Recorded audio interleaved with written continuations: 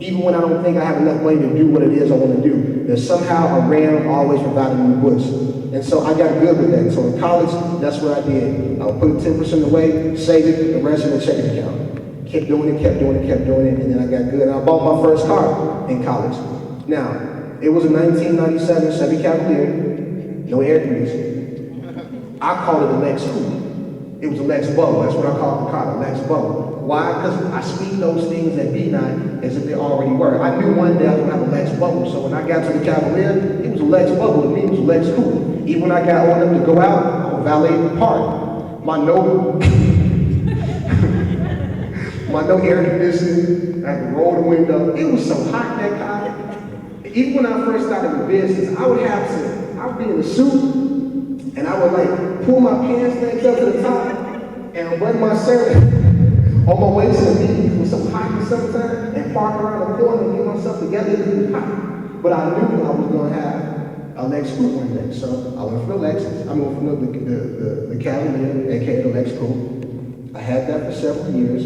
I had my accountant. We'll come back to teams and stuff like that in a second. I had my accountant. My accountant told me something about a tax break if you buy a SUV. I always wanted an Escalade. So I waited till the right time, and my credit was good. I was able to get my Escalade. I got a 2000, at the time it was like 2002, got a Cadillac Escalade EXT. Thought I was hurting. Rams and everything, killing me. Now, the car itself probably was $60,000, but I bought it on sale for $39,000. Why? Because it was an '02 model, and I bought it at the end in December '02. They were trying to get the '02 models off the floor to make way for the '03. So research, always being diligent about your research. I researched it. I made the purchase at the right time, and I was able to come in and negotiate. What was my interest rates? 0% interest. Nothing. I mean, I got dollar for dollar financing. Why? Can anybody tell me why my interest rate was 0%? Credit was good. Up the ante. Now I still got my truck, but now I have an S500. Guess what my interest rates are? 0. Got it $30,000 less. '07 model, bought it in '08. Strategies. You learn these things. Iron sharpens iron. Great question. Another question. Go ahead.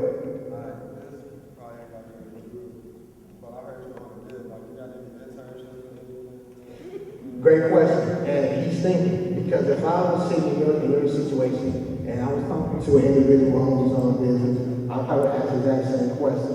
I would say, well, before you leave, get my business started, and we'll talk, okay? Another question, come on. I know you got something. Who afraid to go to college? Why are you afraid? Shut up, cuz. I'm not sure why it's gonna happen. It's kind of scary because, like, you're moving from this child stage and then you become an adult. So she said that she's going from a child stage to an adult, and it's scary because you don't know what's going to happen. Who said it's scary? Nervous. Don't be nervous. I'm going too far. Going too far. He said, where you going? Where you going? Okay, going too far. I'm scared because I think the work probably gonna be too hard and I'm not gonna be able to do it. All legitimate concerns. Let me share a story with you first to illustrate this whole notion of fear in life. Life is about progression, okay? When things get too comfortable for you, that gives you a sure sign that you're not progressing. When you get too comfortable in a situation, that is the sure sign that it's time for you to up the ante. Think about it. You were a freshman in high school. Probably in your freshman week, freshman year, you went through Hell Week. They threw pennies at you, beat you up, smacked you. Well, times have changed. They smacked me when I was 4'11", 85 pounds, and tried to throw me in the garbage can and all that stuff. But seriously, it wasn't until maybe my junior year that I started to get comfortable, that I felt like I was an upperclassman. By senior year, I knew I had it and it's time to go. This whole notion about being scared, going with the unknown. Here's a story. It's an interesting story that I love, one of my favorite stories. It was Jesus and the disciples, right? And Jesus was praying, and he sent the disciples out ahead of him, right? And they got on the boat, Okay, and he said, I'll be there in a minute, but you guys go. And they got on the boat and they sailed away. Now, when they were sailing away, it was night, midnight, it was late in the midnight hour. And there were storms raging all about them. The sea was going up and down, it was really violent. And Peter, he looked out the boat and he saw Jesus walking towards him on water. Now, freaked him out, scared him. But Peter said, if it be you, Lord, let me come out and walk to you. Peter then proceeded, Jesus told him, come on, but Peter then proceeded to get off the boat and he walked on water. Now, as he stayed fixated on Jesus, he walked on water, just like Jesus was. But then a funny thing happened. This wave started moving, thunder boom, and he started to do like this. Looked around, and when he started doing like this, he sunk.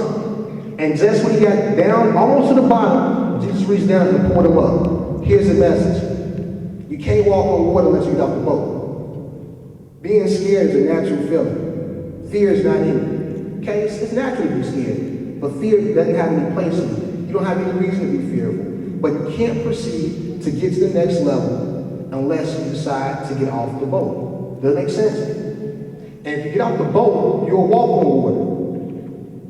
As he started to stay fixated, as he remained fixated on Jesus, he was able to walk on water. The translation is, as you stay focused on your goals, go to college, avoid pregnancy, avoid debt, graduate from school, get your job, start your career, figure out what your purpose is. As long as you stay focused, you'll walk on water.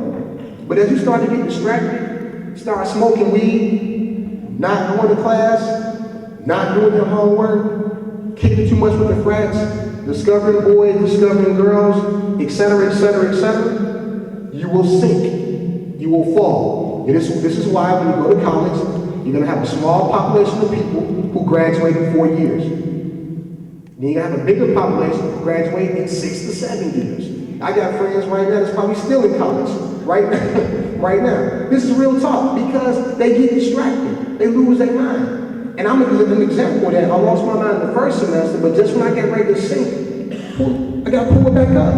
That's another thing. Accidents or mistakes happen. It's how you deal with the adversity that depends whether or not you're going to fail or succeed. You have to change your vocabulary. When you hit with adversity, you have to look at that as a badge of honor. Adversity only comes against those individuals that were called in their life. Okay? The more hell that breaks loose in your life, that's just confirmation that you're meant to do something great. So as everything starts going crazy, home life, school life, whatever, you have to buckle down and understand there has to be a reason why so much stuff is coming up against you. I have to be valuable. If I wasn't valuable, who bothers? If you're playing a pickup game in basketball, if a guy can't shoot a jump shot, in Boston, the Bulls, Rondo can't shoot. What they do? Leave him open. Joakim Noah, he hit the rock. If he get it at the free throw line, leave him open. Can't shoot. Don't have to worry about it. But if that was Kobe, Big Boy, Paul, Ray Allen, Jesus Silverwood, if it was Jesus Silverwood, you got to get on it. He's just ready.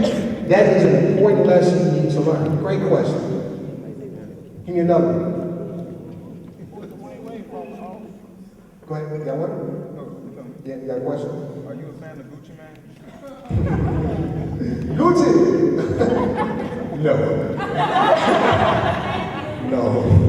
Gucci Mane perpetuates what I'm trying to get you guys not to think about. Go ahead.